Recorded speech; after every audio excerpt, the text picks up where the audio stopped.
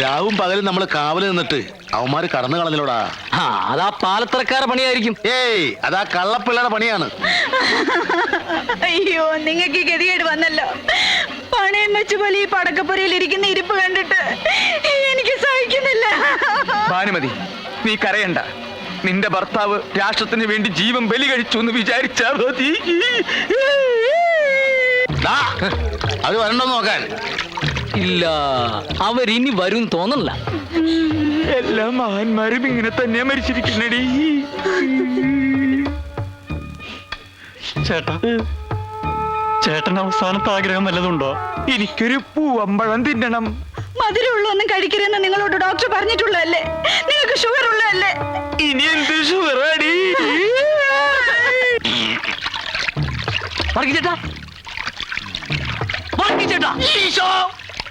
അവരിനി ചങ്ങാടക്കടവിലെങ്ങാനും വരുവോ?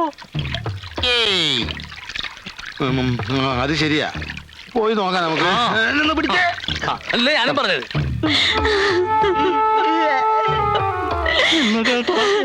കൊടുന്ന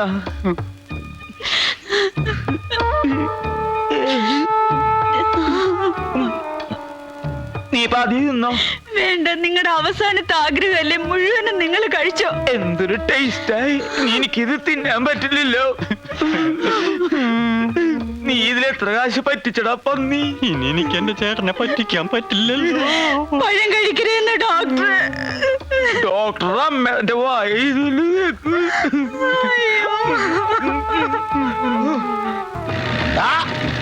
വരല്.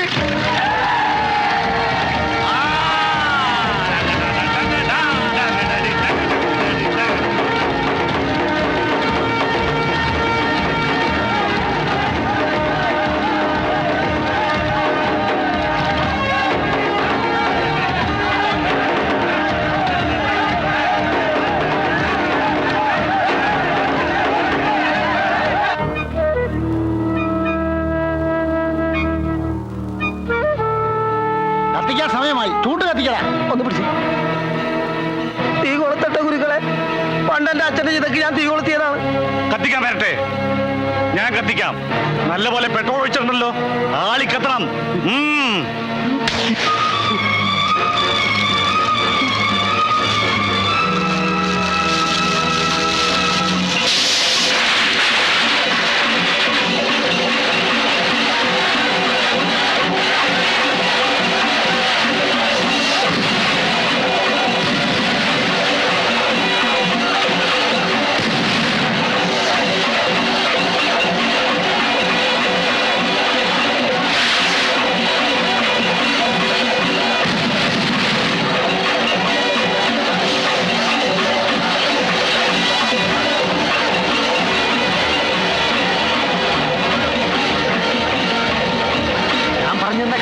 പറയാൻ പോണേ ആ കഥ തന്നെ. ഞാൻ പറഞ്ഞ കഥയല്ലേ പറയാൻ പോണത്. അതൊക്കെ ഞങ്ങൾ ഏറ്റെന്നേ.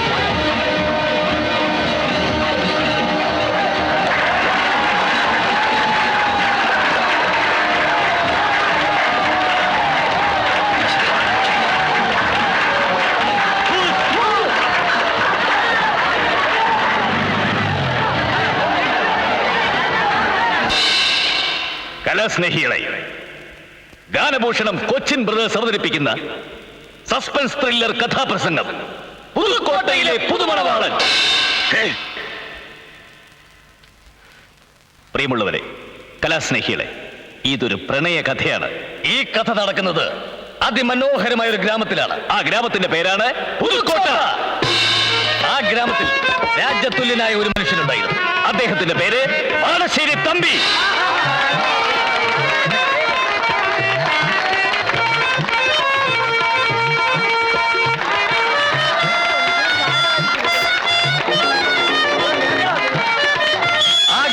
മറ്റൊരു പ്രമുഖ തറവാടാണ് പാലത്തറ.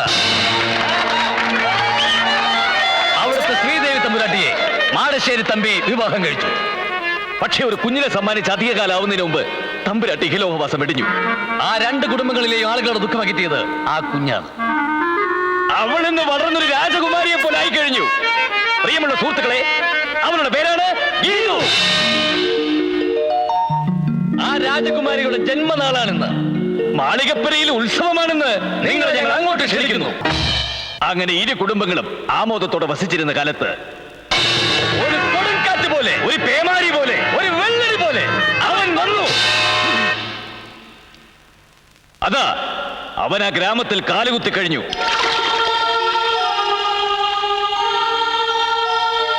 നാട്ടുകാർ അവനോട് ചോദിച്ചു, ആരാ, എവിടുന്ന? അവൻ പറഞ്ഞു, ഞാൻ അനന്തൻ, മാടശ്ശേരി തമ്പിയുടെ മകൻ. ആരുടെ കൂടെ ഒളിച്ചോടിപ്പോയെന്ന് നിങ്ങളൊക്കെ വിശ്വസിക്കുന്ന പാലത്തറയിലെ മാലതി തമ്പുരാട്ടിക്ക് ചതിവിൽ കിട്ടിയ മകൻ അനന്തൻ.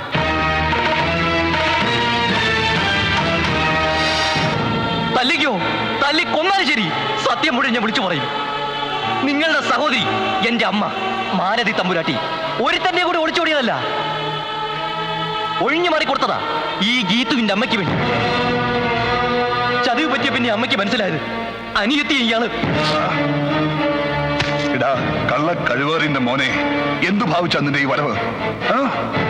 എന്തിനായി കെട്ടുകഥയൊക്കെ ഇവിടെ ഒന്ന് പറയുന്നത്? ഞാൻ പറഞ്ഞത് സത്യമാണ്. എന്റെ അമ്മ മരണക്കിടക്കേ കിടന്ന് എന്നോട് പറഞ്ഞ സത്യം. ഇനി തെളിവ് വേണമെങ്കിൽ ഇന്നാ.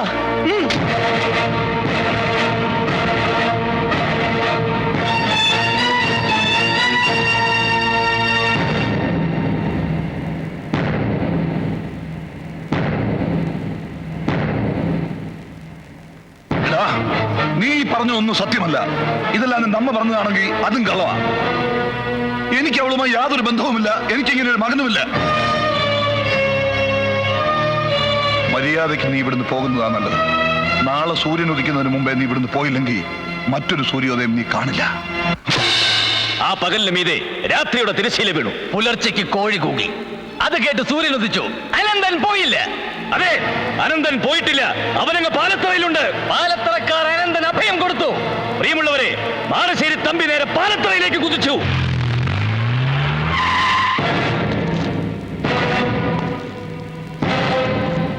അവനെവിടെ? അവനെ ഇങ്ങോട്ട് ഇറക്കിവിട്. ഇപ്പൊ മനസ്സില്ലെങ്കിലോ? എല്ലാം ഞങ്ങൾക്ക് മനസ്സിലായടാ. ഇനിയും നിനക്ക് ഞങ്ങളെ ചതിക്കാനാവില്ല.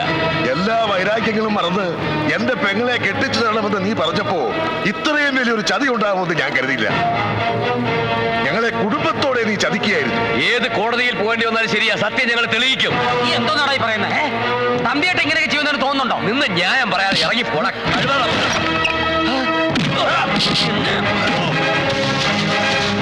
അയ്യോ,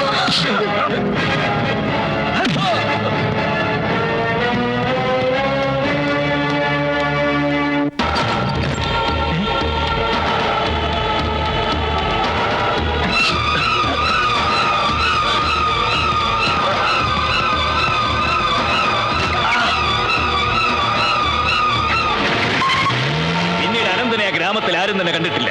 താമസിയാതെ ആ നാട്ടിൽ ഒരു വാർത്ത കാട്ടുതീ പോലെ വളർന്നു. മാടശ്ശേരി തമ്പി അനന്തനെ കൊന്നു. കൊന്നു, കൊന്നു.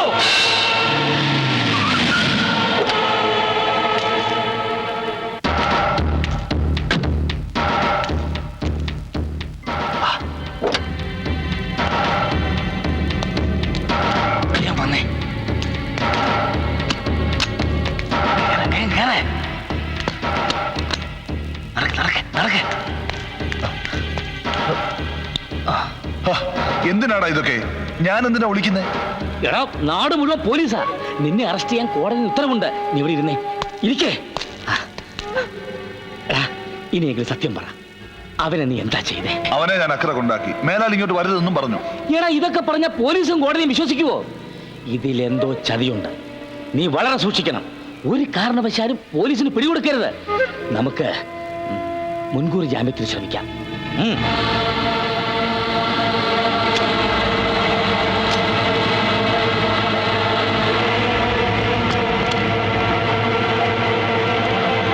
എടാ എന്തായി? മുൻകൂർ ജാമ്യം കിട്ടിയില്ല. പിന്നെ പിടികൊടുക്കാത്തത് കൊണ്ട് നിന്റെ സ്വത്തുക്കൾ കണ്ടുകെട്ടാൻ നീക്കങ്ങൾ നടക്കുന്നുണ്ട്. എത്രയും പെട്ടെന്ന് നിനക്കേറ്റവും വിശ്വാസമുള്ള ഒരാളുടെ പേരിലേക്ക് സ്വത്തുക്കൾ മാറ്റണം. എടാ, പറഞ്ഞല്ല ഓർമ്മയുണ്ടല്ലോ, ഒരു കാരണവശാലും പോലീസിന് പിടികൊടുക്കരുത്. വെക്കോ. എടാ, ഞാൻ എന്റെ മോളെ ഒന്ന് കണ്ടിട്ട്. ഒന്നും വേണ്ട, വേഗം പറഞ്ഞ സ്ഥലത്തെത്താൻ നോക്ക്. താക്കോല് പിടി, വേഗം പോയേ. വെക്കോ.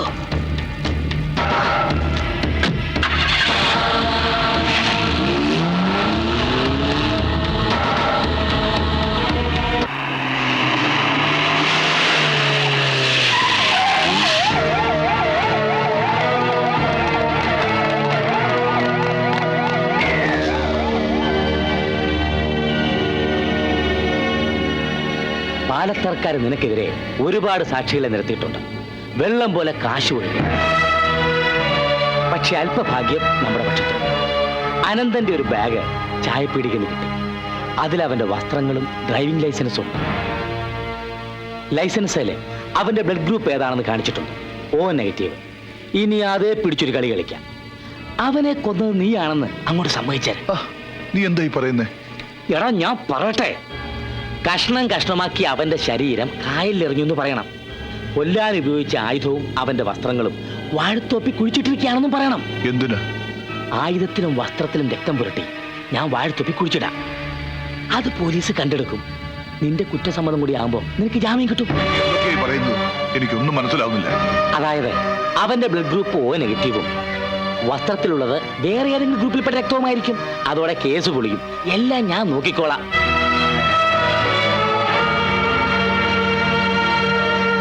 മാടശ്ശേരി തമ്പി കുറ്റം സമ്മതിച്ചതല്ല.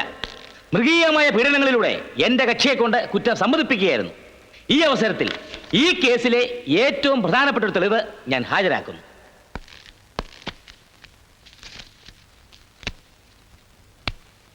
കൊല്ലപ്പെട്ടു എന്ന് കരുതുന്ന അനന്തന്റെ ഡ്രൈവിംഗ് ലൈസൻസ് ആണത്. അതില് അനന്തന്റെ ബ്ലഡ് ഗ്രൂപ്പ് O- ആണെന്ന് വ്യക്തമാക്കിയിട്ടുണ്ട്. അനന്തന്റെ വസ്ത്രങ്ങളിലും കൊല്ലാൻ ഉപയോഗിച്ചു എന്ന് കരുതുന്ന ആയുധത്തിലുള്ള രക്തം ഏത് ഗ്രൂപ്പിൽപ്പെട്ടതാണെന്ന് തെളിയിച്ചാൽ മാത്രമേ ഈ കേസിന് മുമ്പോട്ട് പോകാൻ സാധിക്കുകയുള്ളൂ. അതുകൊണ്ട് എന്റെ കക്ഷിക്ക് ജാമ്യം അനുവദിക്കണമെന്ന് ബഹുമാനപ്പെട്ട കോടതിയോട് അഭ്യർത്ഥിക്കുന്നു.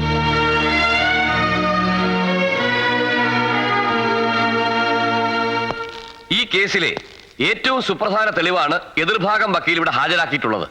അനന്തന്റെ വസ്ത്രത്തിലും അനന്തനെ കൊല്ലാൻ ഉപയോഗിച്ച ആയുധത്തിലും കണ്ട രക്തക്കറ പരിശോധിച്ചതിന്റെ റിസൾട്ടാണിത്. അനന്തന്റെ ബ്ലഡ് ഗ്രൂപ്പ് O- ആണെന്ന് ലൈസൻസിൽ നിന്ന് വ്യക്തമാണ്. വസ്ത്രങ്ങളിലും ആയുധത്തിലും ഉണ്ടായിരുന്ന രക്തവും O- തന്നെയാണ്.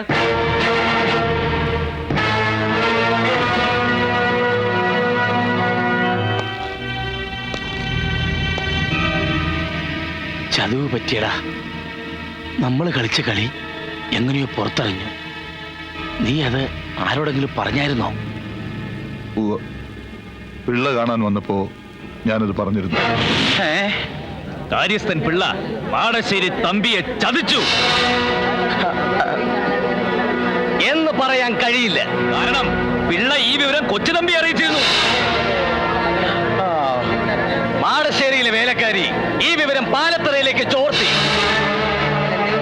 അങ്ങനെ വക്കീലിന്റെ പദ്ധതികൾ പാലുണ്ണിയും ശ്രീധരനുണ്ണിയും അറിഞ്ഞു. ശ്രീധര, ഇവിടെ നിന്നും ഒരു കൊടും ചതിയുടെ കഥ വെളിപ്പെടുകയാണ്. അതെ, മാടശ്ശേരി തമ്പിയെ ചതിച്ചതാര്? പിള്ളയാണോ? അല്ല. കൊച്ചുതമ്പിയാണോ? അല്ല. പാലുണ്ണിയാണോ? അല്ല. ശ്രീധരനുണ്ണിയാണോ? അല്ല. അല്ല. പിന്നെ ആര്? പിന്നെ ആര്? എടാ നായിന്റെ മക്കളെ, അവസാനം എന്റെ മുതുകത്തായോ? എടാ പാലത്തറയെ മാടശ്ശേരിയെ സൂപ്പിക്കാനല്ലേ നീയൊക്കെ കള്ളക്കഥ പറഞ്ഞുകൊണ്ടിരിക്കുന്നത്? ഒരുത്തനെ ഞാൻ വെറുതെ വിടത്തില്ല. നിന്റെയൊക്കെ ശവം ഞാൻ പുതുക്കോട്ട പുഴയൊഴുക്കി കളയും. വെട്ടിപ്പുറകി പോ നോക്കണ പുല്ലുകളെ. എടാ കൊച്ചുതമ്പി, ഈ കടകഥ കേട്ടിരിക്കാൻ നാണമില്ലേ? വേണ പോവാ. കഥ പറഞ്ഞു തീരട്ടെ, വക്കീൽ എവിടെ ഇരിക്കേ? നിനക്ക് ഭ്രാന്ത. അരുണ്ണി, ശ്രീധരനുണ്ണി, വാ നമുക്ക് പോവാം. വക്കീല് താലിവിടെ ഇരി, കഥ തീരട്ടെ. ഇരിയടോ. അവിടെ ഇരിക്കണോ, ബാക്കി പറയണ. നിർത്താൻ ബാക്കി പറയണ.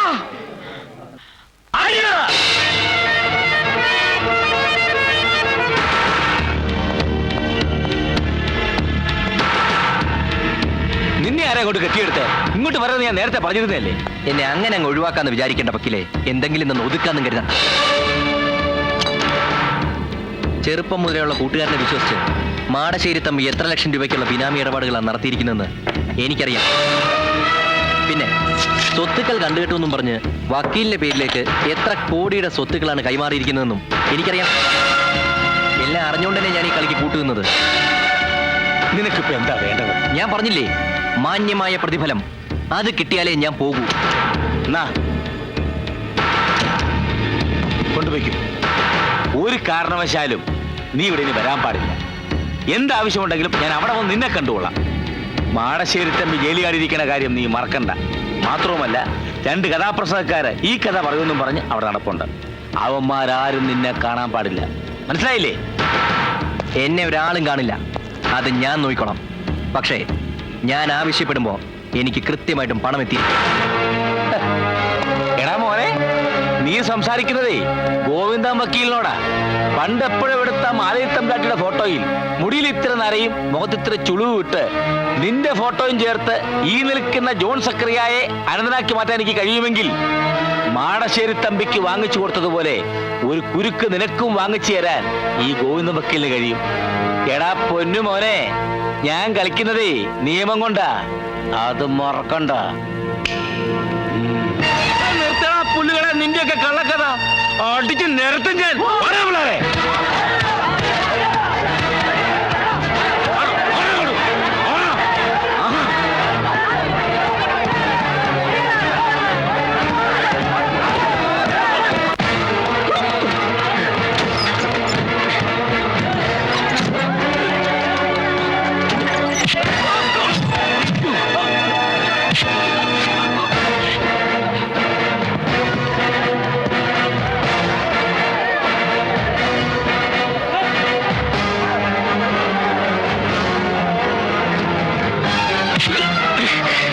ഇവൻ അനന്തരല്ല, ജോൺ സക്കറിയ. ഒരു കൊലക്കേസിൽ നിന്നും ഈ വക്കീലിനെ രക്ഷപ്പെടുത്തിയ പ്രതി. ചെമ്പി, ഇതെല്ലാം കള്ളക്കറിയാ. എനിക്കിവനെ അറിയാനേ പാടില്ല. ഇതെല്ലാം പാലത്തറക്കാരുടെ പണിയാ. അയ്യോ, നീ എന്നെ തല്ലിയല്ലേ? നിന്റെ എല്ലാ കള്ളക്കഥയും ഇപ്പൊ ഞാൻ പുറത്താക്കുവാടാ. അലുണ്ണി, ശ്രീധരനുണ്ണി, ഇതെല്ലാം ഇവന്റെ പണിയാ. അടിക്കവനെ. അയ്യോ, അടിച്ച് നിർത്തലായി നായിന്റെ പോലെ.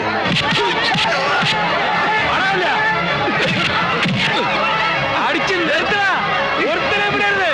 ആ കാവ്യ പുല്ലന്മാരെ അടിച്ച് കൊന്നുകളാ.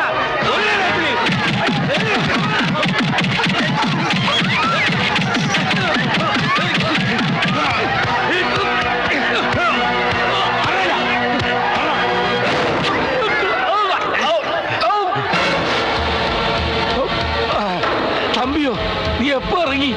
മലപ്പുറം പോലീസുണ്ട്, മുങ്ങിക്കോ. എന്നെ കൊല്ലരുത്, ഒരബദ്ധം പറ്റി പോയതാ.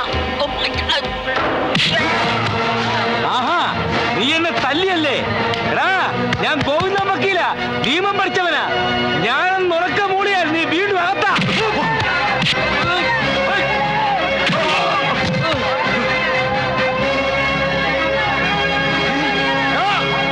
മാളശ്ശേരി തമ്പി, അദ്ദേഹം വന്നോ.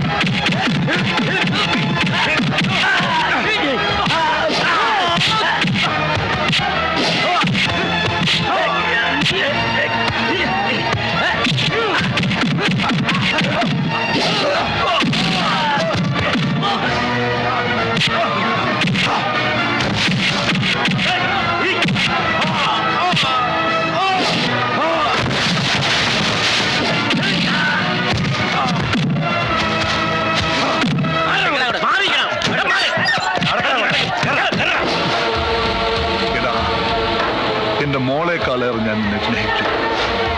എന്റെ ബന്ധുക്കളെക്കാൾ കൂടുതൽ ഞാൻ നിന്നെ വിശ്വസിച്ചു. ആ നീയാ എന്നെ തമ്പി സാറേ, ഇവൻ സാറിന് വേണ്ടി ഒരുക്കിയില്ല ഒരു കുരുക്ക്. ആ കുരുക്കിൽ ഇവനെ തൂക്കാൻ പറ്റുമോ എന്ന് ഞങ്ങളൊന്ന് നോക്കട്ടെ.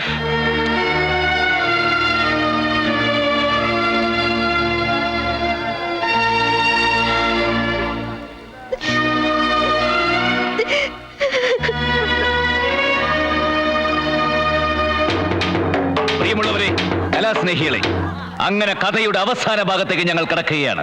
ഇനി എന്തോന്ന് കഥ? കഥ ഇതുവരെ തീർന്നില്ലേ? വാളിയാ. മാടശ്ശേരി തമ്പി നിരപരാധിയാണെന്ന് കണ്ട് കോടതി അദ്ദേഹത്തെ വെറുതെ വിട്ടു.